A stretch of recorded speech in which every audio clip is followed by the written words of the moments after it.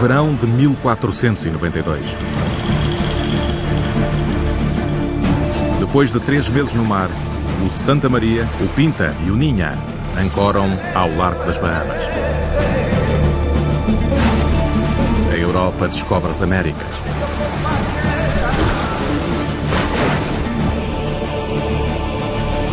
O que se segue? A conquista e a colonização por povoadores que recriam a América à sua imagem.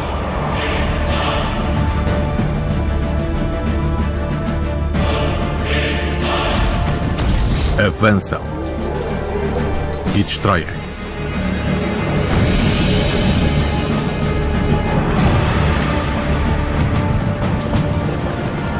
Mas há uma outra história, a dos animais e plantas que trouxeram para o continente.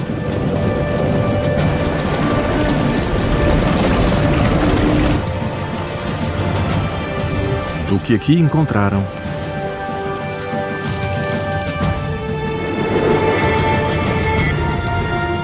e de como as Américas foram completamente transformadas.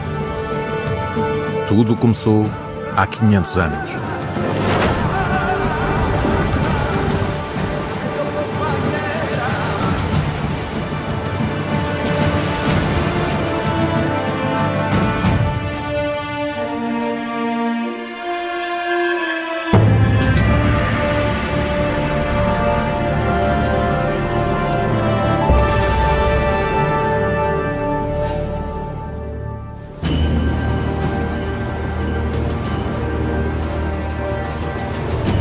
Cristóvão Colombo deixou a sua terra natal em Itália para lutar pela sua visão. Tencionava navegar para o Ocidente, até à preciosa Ásia.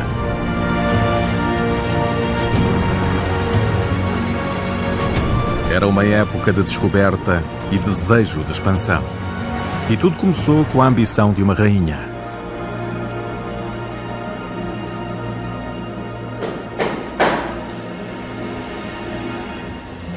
Na Europa, os nobres enriqueciam com as trocas comerciais a Oriente. Especiarias e ouro, pedras preciosas e seda eram os artigos mais valiosos. Mas os europeus perdem a rota da seda para os turcos e o comércio externo entra em declínio. A riqueza dos monarcas está em risco. Isabel, rainha de Espanha, está desesperada por encontrar novas rotas para a Índia. E tem um plano. Dejadlo passar. É a mulher mais poderosa da Europa. Um continente que expande horizontes, repleto de espíritos competitivos e inventivos. Há 500 anos que constroem castelos, palácios, polos comerciais. Reis e papas criaram exércitos para lutar entre si e contra os inimigos vizinhos. Em nenhum outro ponto do globo são as rivalidades tão intensas, a febre do ouro tão generalizada, o fervor religioso e as competências comerciais tão firmemente interligados quanto na Europa de 1491. Fomentam-se as ideias. A curiosidade e a sede de poder levam a Europa ao limite. Procuram riquezas e território, partindo até aos confins do mundo conhecido.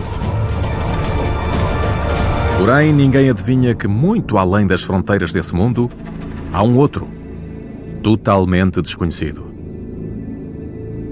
A Amazónia tem imensa gente. Nos Andes, há um vasto império governado por poderosos reis-deuses. A Mesoamérica talvez seja a região com maior densidade populacional do planeta, morada das civilizações mais majestosas do continente. E a costa atlântica está repleta de aldeias e campos de cultivo. Ao longo dos rios, há grandes cidades construídas em torno de praças monumentais e enormes montanhas de terra.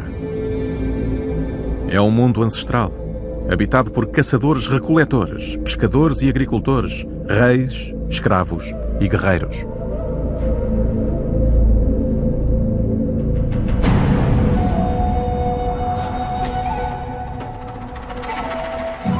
Lá embaixo, por entre as árvores, onde convergem os rios Missouri, Illinois e Mississippi, no atual estado do Illinois, fica uma das regiões mais férteis da América do Norte. Aí reside uma das maiores civilizações do continente. Os Mississippianos, construtores de montanhas dos Grandes Lagos à Flórida, em franco crescimento no ano de 1150. Os primeiros exploradores julgaram nas montanhas naturais, esculpidas pelo recuo dos glaciares. Hoje sabemos que eram elementos centrais de cidades como Cahokia, movimentados entrepostos comerciais de terra e madeira, com milhares de habitantes.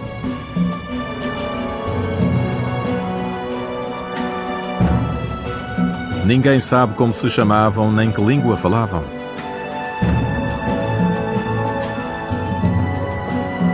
Mas sabemos a razão do seu sucesso.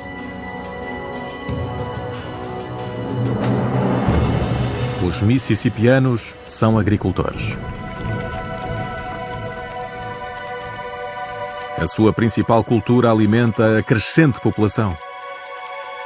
Trata-se de uma planta nativa das Américas, desconhecida no resto do mundo.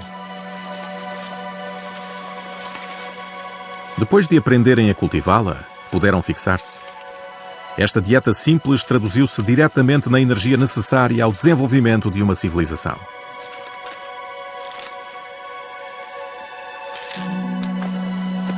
Contudo, o milho não é uma bênção da natureza, nem uma dádiva dos deuses. Trata-se do resultado do primeiro feito de seleção artificial levado a cabo pelo homem.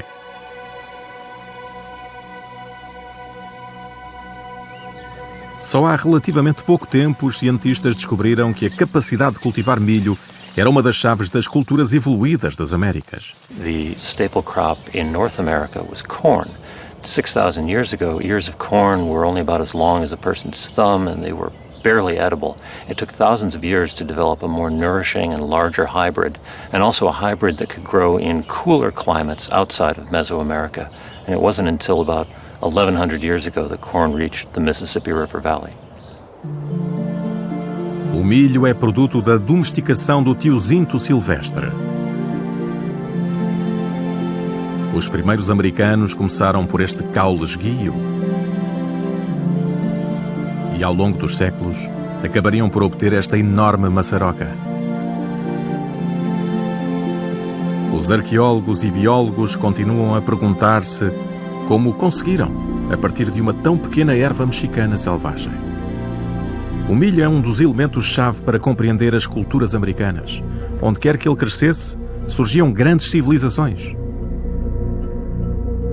No entanto, o maior império de sempre das Américas fica onde o milho não se dá, no alto dos Andes.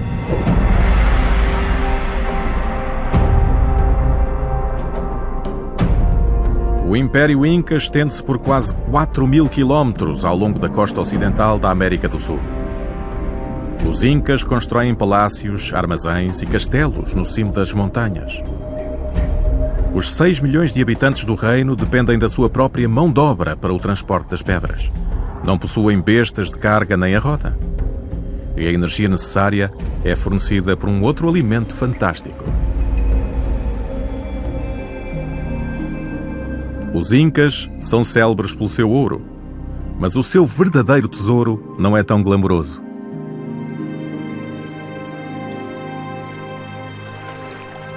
Um tubérculo originário das Américas e desconhecido na Europa, aqui cultivado há 8.000 anos, na região do lago Titicaca, hoje o Peru e a Bolívia, a 4.000 metros de altitude. Este alimento base europeu foi uma invenção sul-americana.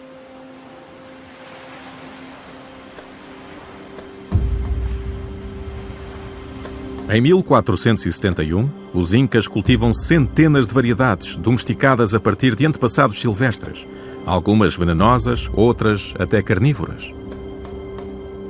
Há 1000 anos, numa só cidade, produziam-se 30.000 toneladas de batata por ano. Os tubérculos eram preservados esmagados numa substância que chamavam chunho. Depois da colheita, as batatas eram espalhadas sobre a palha e deixadas a congelar durante a noite. De dia, ficavam expostas ao sol. Pisá-las eliminava a água, secando-as. O chunho podia ser armazenado durante 10 anos, um ótimo seguro contra potenciais más colheitas. Os incas talham socalcos semelhantes a degraus nas encostas para impedir a erosão do solo e criar uma superfície plana para as culturas. Os socalcos absorvem mais luz solar do que as encostas íncremes, permitindo que a batata se dê em grandes altitudes.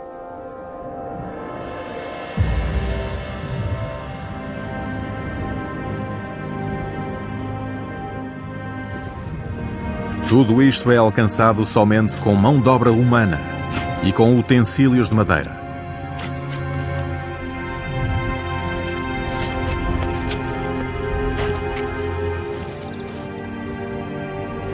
Em 1491, nas Américas do Norte e do Sul, os agricultores cultivam milho e batata para 100 milhões de pessoas.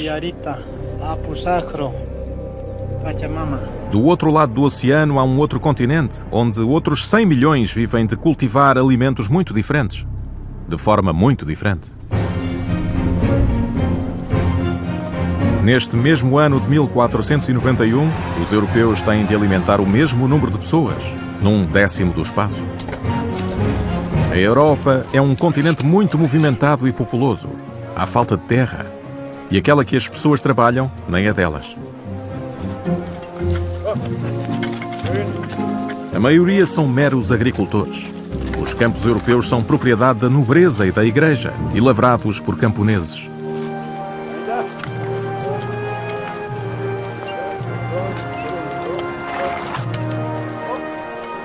A dieta base é pão e papas de aveia, ambos a partir de cereais. No inverno plantam centeio ou trigo, na primavera aveia ou cevada, e ao terceiro ano os campos intercalam o pousio para regenerarem.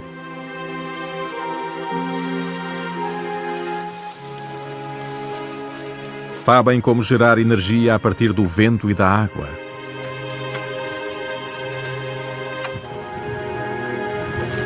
É trabalho mais pesado, com maior produção em extensões menores.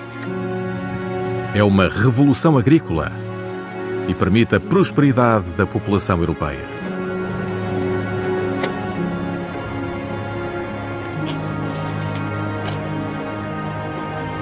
E para isso, há um outro elemento essencial.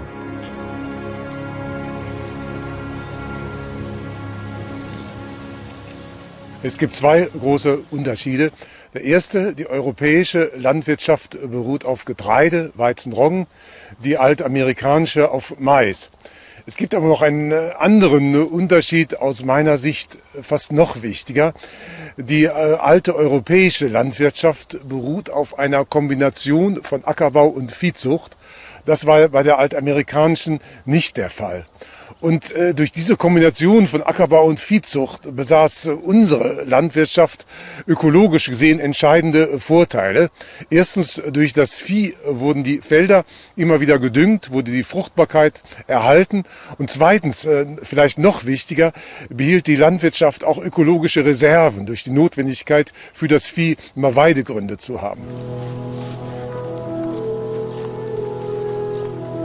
Animais domésticos fazem toda a diferença.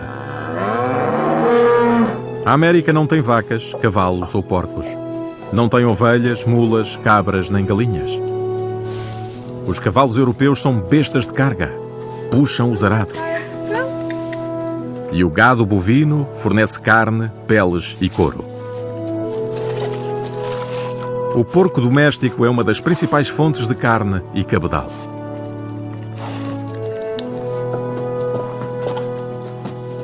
Tal como as ovelhas, que não precisam de estábulo e encontram o seu próprio alimento.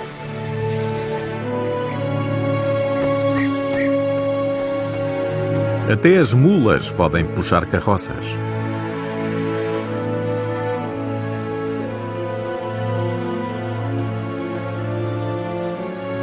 E as vacas dão-lhes leite, manteiga e queijo. Os europeus criam animais cada vez mais proveitosos.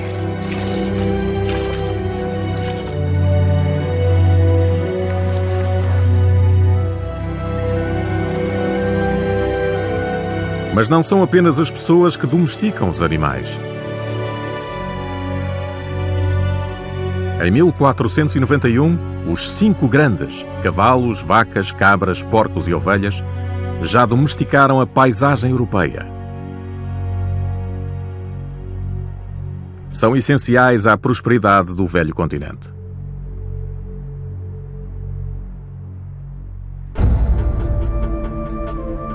E nenhum deles é conhecido quer na América do Norte, quer na do Sul.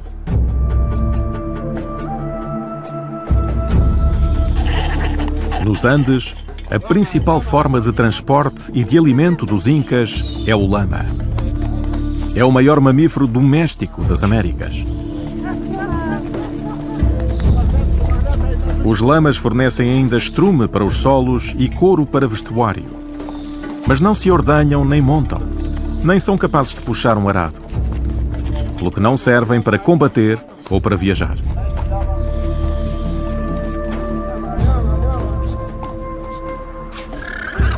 A sua lã, porém, é uma das suas maiores dádivas. É mais quente e leve do que a de ovelha e rende mais.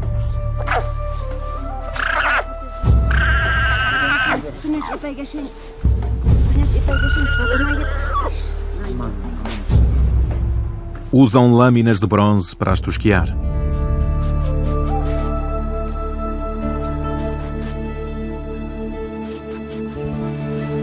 O segundo animal doméstico das Américas é ainda mais pequeno.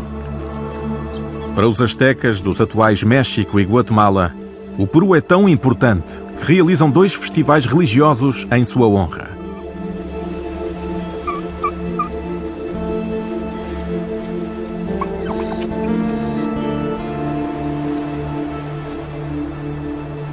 Os ameríndios têm poucos animais domésticos, porque os maiores mamíferos nativos do continente há muito se extinguiram.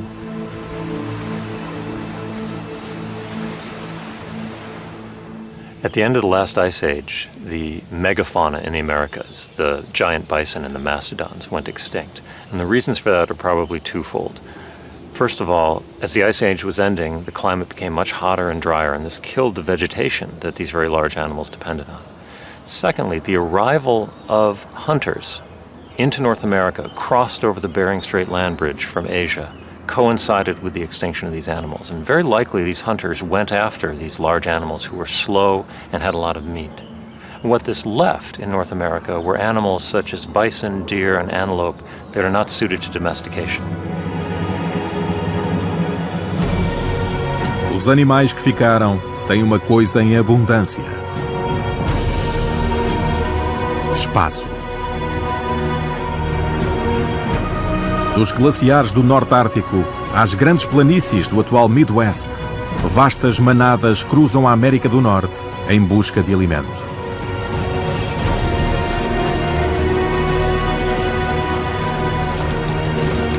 Há lugar para antílopes e para caribus.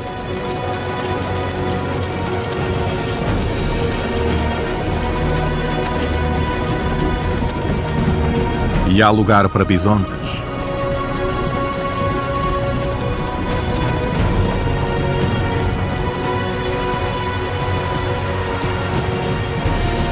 E para o enorme urso pardo.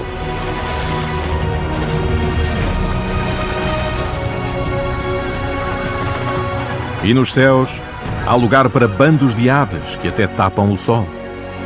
Milhares de milhões de pombos passageiros, patos e gansos, de horizonte a horizonte.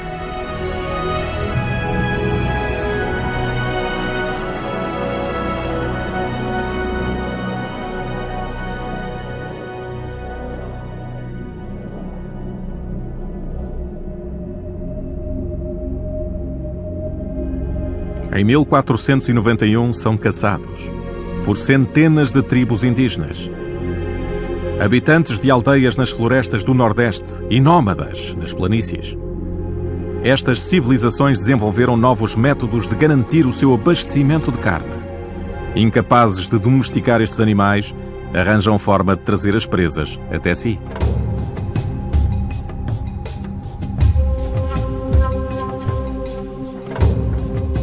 Ao aperceberem-se de que as ervas crescem melhor depois de queimadas por relâmpagos, começam a incendiar as pradarias.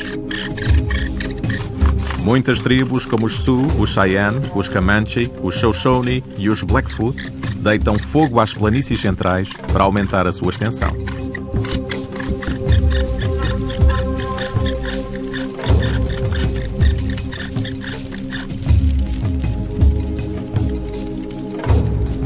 Queimar a vegetação rasteira no outono mantém a floresta aberta e torna a caça mais fácil.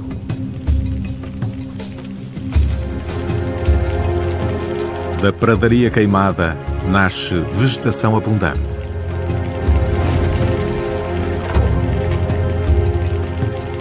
E as pradarias estendem-se por 20 milhões de quilómetros quadrados.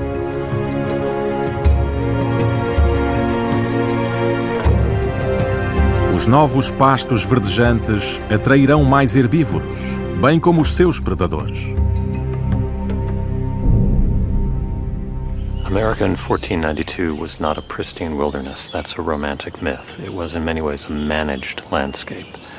Natives regularly burned the forests and the prairie in order to attract game. Com esta técnica, os indígenas nómadas das planícies centrais chegam a atrair o maior mamífero das Américas. Domam a natureza para atrair animais selvagens. Onde quer que vagueiem, os bisontes são a sua principal fonte de alimento e vestuário e fazem utensílios a partir dos seus ossos.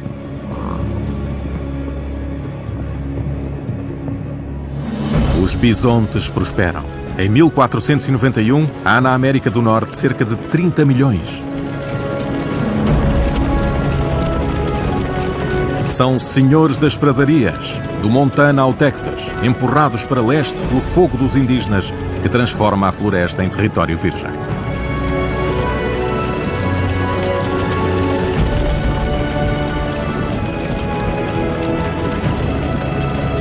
Os bisontes ganham um novo habitat, bem longe do seu pasto original.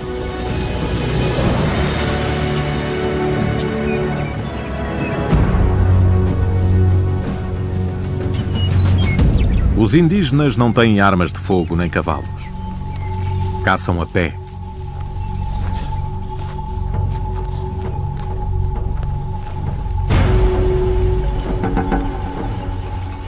Disfarçam-se com peles de animais e usam arco e flecha ou lanças, tudo feito a partir de madeira, couro, osso e pedra.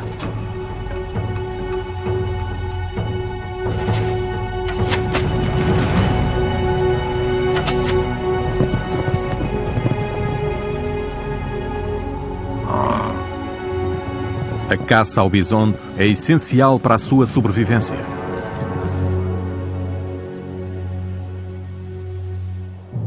Na Europa, não se caça para sobreviver.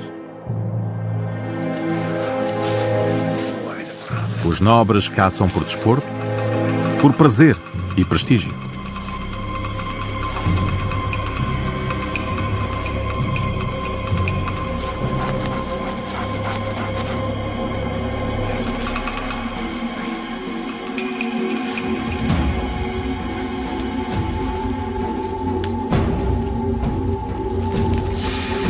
Têm armas de fogo, mas a caça é um ritual realizado com armas de cavaleiro.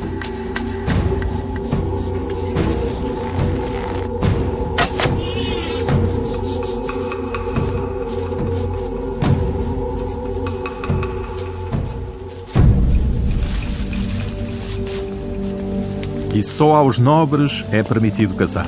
Se um camponês for apanhado a fazê-lo, será punido por caça ilegal.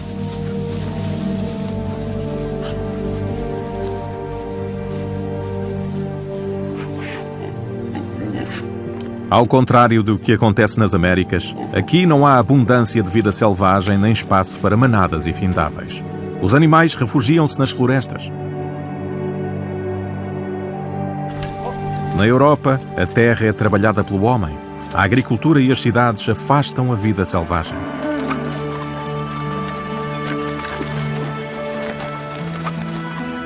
A terra indomada é já uma raridade. mas têm uma outra grande fonte de alimento. O peixe seria uma dieta barata e abundante para todas as classes sociais. O cristianismo, a religião comum a toda a Europa, aprova o peixe. Comer carne é proibido em mais de 100 dias do ano. O consumo de peixe é altíssimo.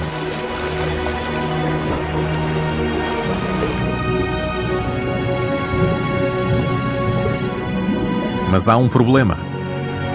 A agricultura intensiva danifica esse recurso.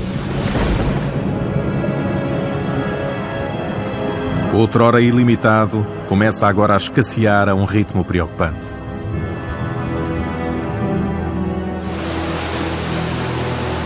O que aconteceu ao peixe na Europa? As people started to grow crops and cut back the wild woods, this released huge amounts of sediment into the watercourses, which changed them from being fast, clear-flowing rivers and streams into slow, turbid rivers and streams. And the freshwater fish found a problem with this, particularly migratory species that came up from the sea to spawn in rivers, animals like salmon and sturgeon. There was another factor which also cut down the supplies of these migratory fish, and that was that people started to build dams along rivers, and when that happened, the migration runs were blocked and the populations declined. Depois de depauperarem e poluírem os lagos e os rios, voltaram-se para o mar. Tinha assim início a pesca marítima intensiva.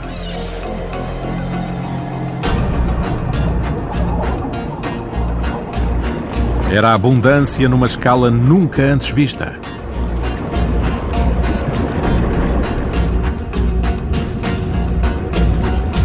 E eles tiraram partido dela. Começaram pelo bacalhau e o arenque no Mar do Norte.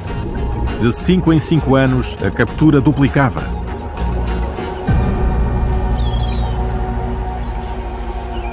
Em 1300, a Noruega exportava milhares de toneladas de peixe seco só para a Grã-Bretanha. In the Middle Ages, the seas of Europe were very little exploited until around the 11th century, when freshwater supplies declined. And people went to the sea for the first time and they discovered very large populations of fish, animals like cod and skates and halibut and turbot, and they were able to catch as much fish really as they wanted. For hundreds of years after that, all the way through to the 18th and 19th centuries, supplies of marine fish seemed inexhaustible within Europe, and we were able to obtain what we needed. But later on, towards the end of the 19th century, industrialized fishing began, and we saw supplies begin to be depleted. Mas estamos em 1491. Os lagos e rios europeus estão agora vazios e sujos.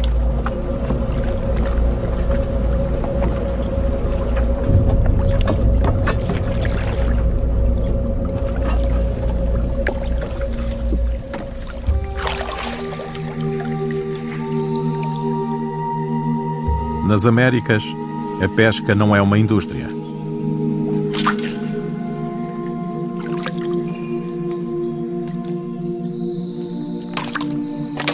Nem é preciso. Há abundância de peixe. Os rios não são usados para energia e não são afetados pela agricultura.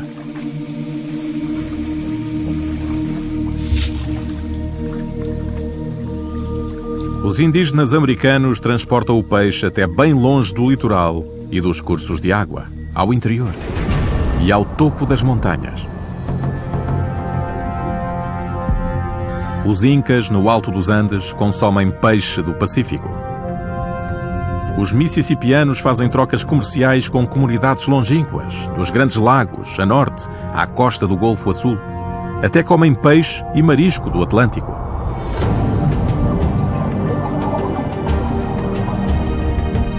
Também aqui há abundância.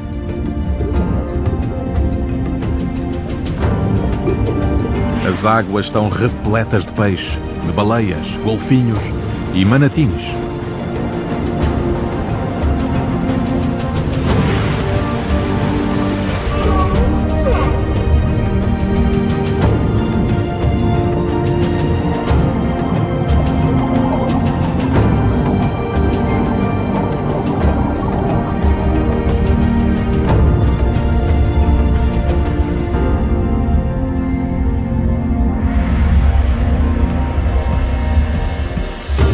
Onde quer que os indígenas lancem as redes, recolhem milhares de peixes de várias espécies. Savelha, peixe-gato do canal e budião da Califórnia. Nunca precisam de tirar mais do que a natureza pode repor.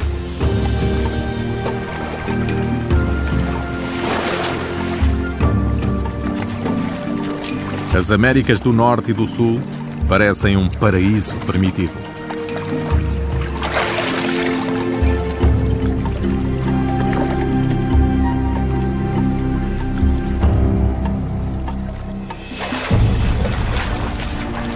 No entanto, não é assim tão simples.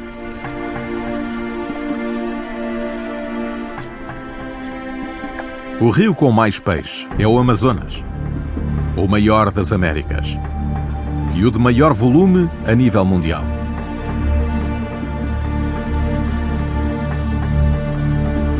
Aos nossos olhos, a floresta amazónica é praticamente um jardim do Éden intocado.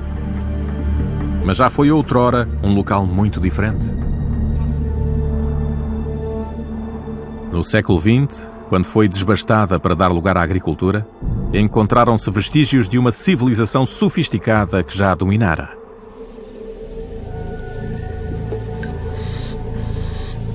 Em 1491, esta região tem milhares de habitantes. Cuidam de pomares com todo o tipo de frutos, papaya, manga, coco, frutos secos e palmeiras. Falam várias línguas e têm vários sistemas sociais.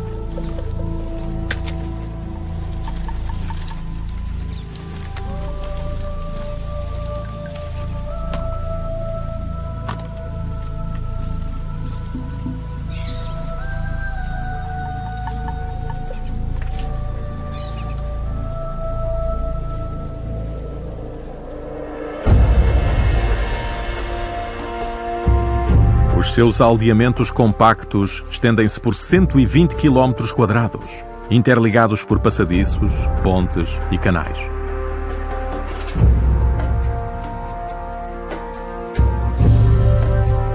Grande parte da região é savana natural, criada pelas cheias anuais. Mas as populações alargaram as pradarias com grandes fogos regulares. Em 1491, criaram um ecossistema de espécies vegetais adaptadas que não existem naturalmente. Ecossistema esse que a floresta haveria de resgatar.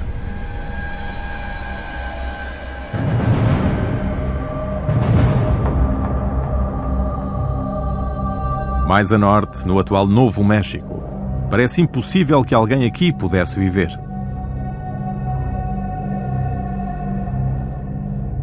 Hoje, é uma das zonas mais áridas do continente. O Chaco Canyon. Aqui não há vegetação, água ou animais que se vejam. E já era assim em 1491.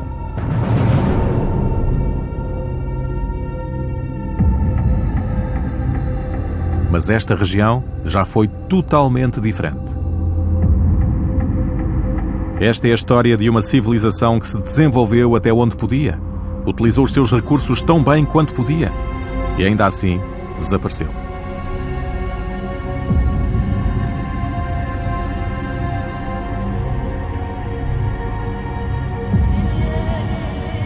Há mais de 500 anos, o Chaco Canyon era coberto por densa vegetação e florestas de pinheiro e zimbro.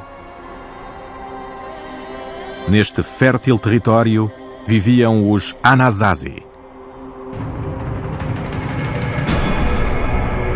Do ano 700 em diante, esta civilização construiu os maiores e mais altos edifícios da América do Norte. Um deles tem 7 andares e 800 quartos com vista para o majestoso desfiladeiro. Nele viviam 1000 pessoas. Não tinham bestas de carga para transportar os materiais. Cortaram milhares de árvores e arrastaram-nas às costas até Chaco Canyon. Não há registro do seu cotidiano ou do seu declínio. Mas os historiadores ambientais podem dizer-nos o que aconteceu, contando os anéis das árvores e estudando ninhos de ratazana.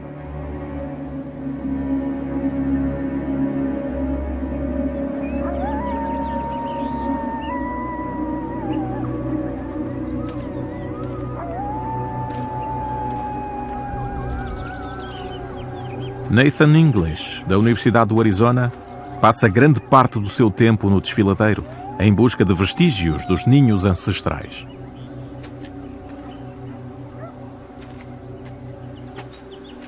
Our interest in Chaco Canyon is to learn more about how the ancestral Puebloans live, and there's a number of ways we can do that. We can do that through traditional archaeology, where we dig up ruins and sites, or we can also look at what the environment was like around the ancestral Puebloans. And the way we do that is by looking at pack rat middens. And each pack rat midden is like a little snapshot in time of the area around the midden itself. So you could think of it like a picture. And the middens can be up to 40,000 years old in some places. And what the midden is it's the pack rat makes a nest, and it poops in that nest, and then it only gets its water from eating plant vegetation, so its urine is very thick and viscous.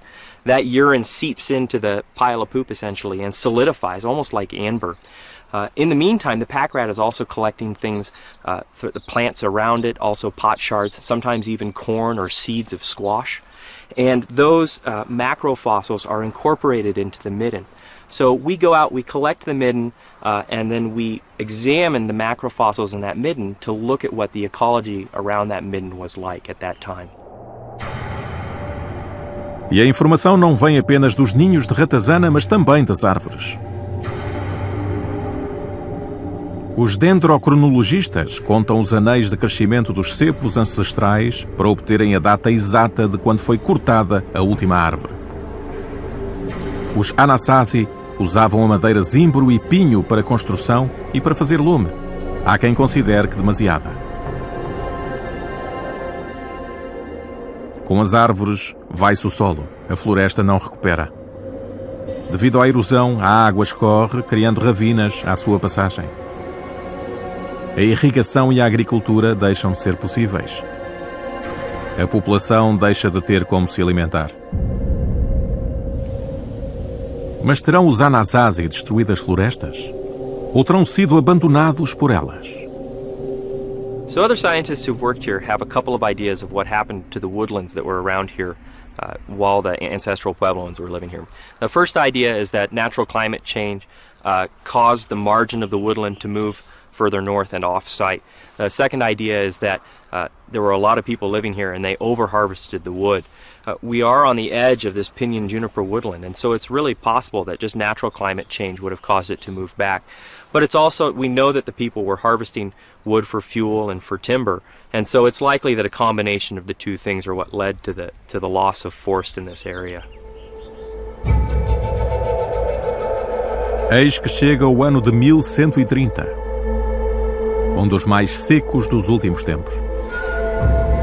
Os Anasazi já sobreviveram a outras secas, mas a população aumentou muito e não há território para onde possam expandir-se. Sem chuva, é impossível cultivar alimento suficiente para tanta gente. Sem agricultura, não há cultura.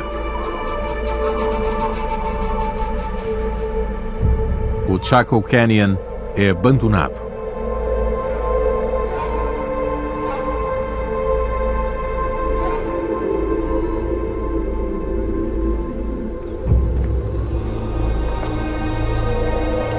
Estes indígenas americanos cortaram a última árvore e seguiram o seu caminho. Com utensílios da Idade da Pedra, conseguiram destruir o equilíbrio ecológico de toda uma região. É um mito, que os indígenas sempre tenham vivido em harmonia com a natureza.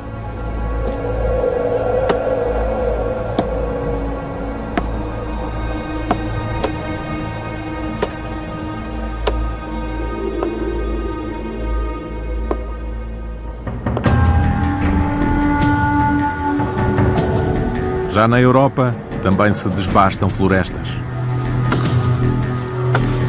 Mas aqui é diferente.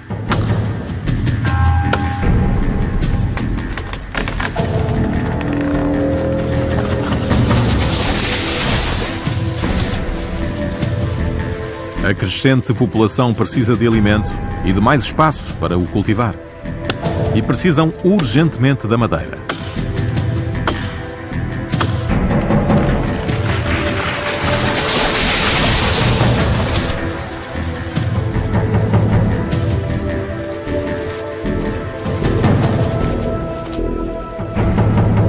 Têm as ferramentas.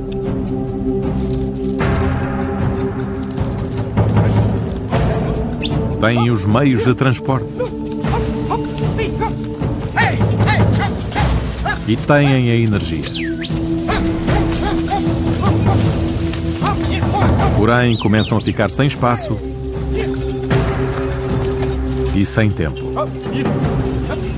Só a madeira pode ajudá-los a seguir em frente. A madeira tem significado especial em 1491. Das Mittelalter war genau besehen ein hölzernes Zeitalter. Überall stößt man auf Holz, sobald man genau hinguckt.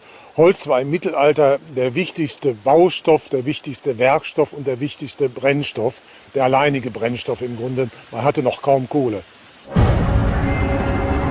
É uma época de disputas e as guerras também consomem florestas.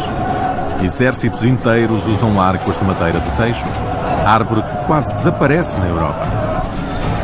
E precisam de armas de ferro, porque os fornos de fundição consomem madeira dia e noite.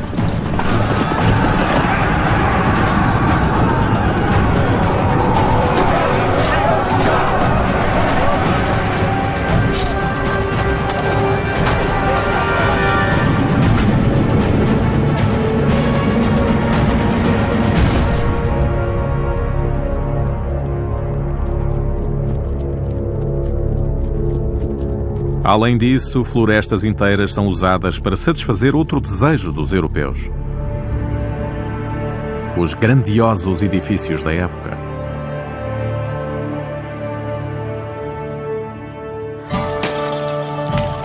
As catedrais das cidades são feitas de pedra, mas absorvem milhões de troncos nas bases e na estrutura. É preciso lariço para os apoios dos telhados, e troncos maciços de carvalho, amieiro e ulmeiro são enterrados no solo para os alicerces. A madeira é indispensável nos pilares e tetos, nas ombreiras e nos painéis, nos cabos dos machados e nas carroças.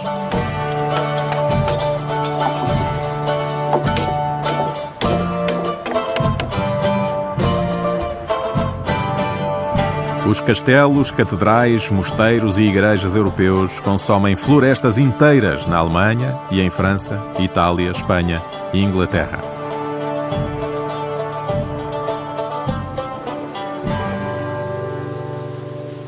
Mas de quem são as florestas europeias?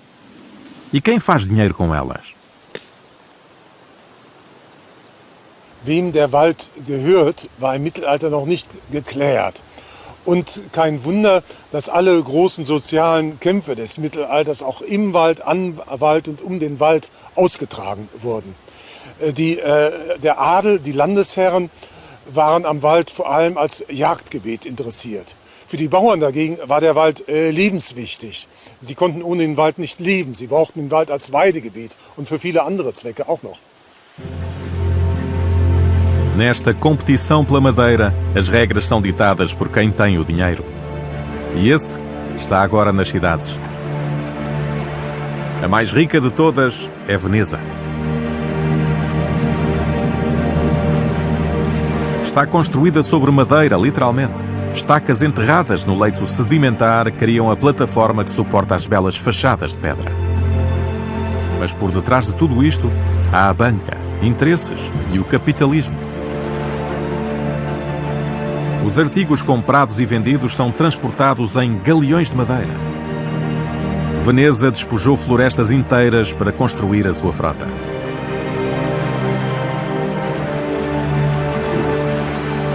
As necessidades da cidade são insaciáveis e começam a desbravar os Alpes. Abeto para os mastros, Lariço para os tabuados, Olmeiro para os cabrestrantes, Nogueira para os lemes e, acima de tudo, Carvalho para os cascos.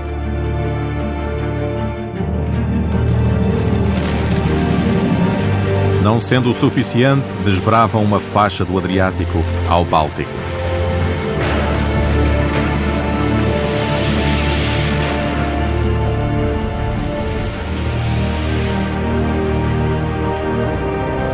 Os europeus exploraram os seus recursos naturais, ficando com um continente sem peixe nos rios e cada vez menos madeira nas florestas. É uma região sobrepovoada e ninguém sabe o que fazer aos habitantes.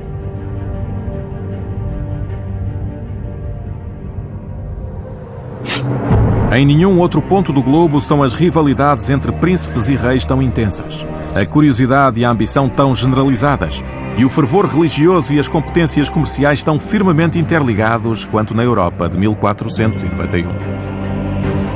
E pela primeira vez, a plebe tem sede de novas ideias.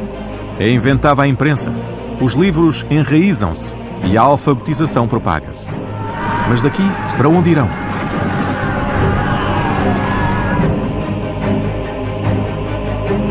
Para onde vão canalizar toda esta energia bruta?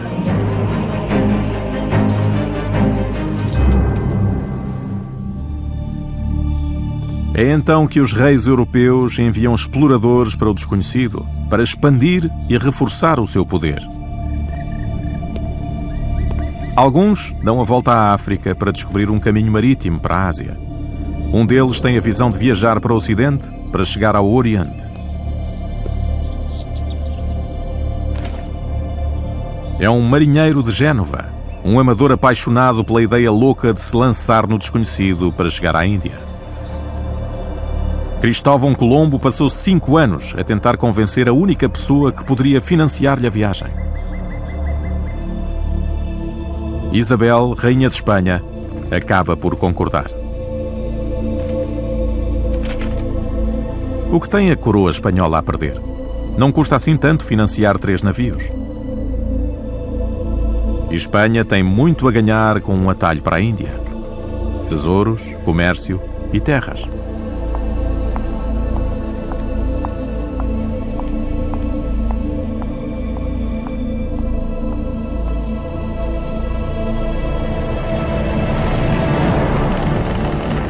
De início, ninguém quer acompanhá-lo. Por fim, lá consegue uma tripulação heterogénea de 87 homens, analfabetos, bandidos comuns e até assassinos, e optam pela morte provável no mar ao invés da forca. Muitos são soldados sem nada para fazer, já que a Espanha expulsara os mouros meses antes. Agora são soldados da fortuna.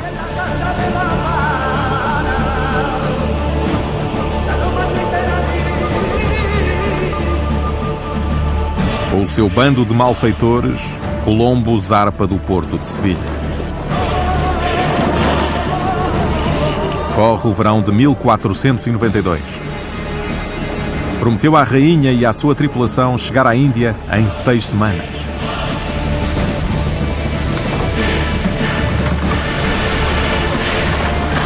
É Colombo quem descobre a América. Mas são aqueles que vêm depois e o que levam consigo que transformarão o novo mundo.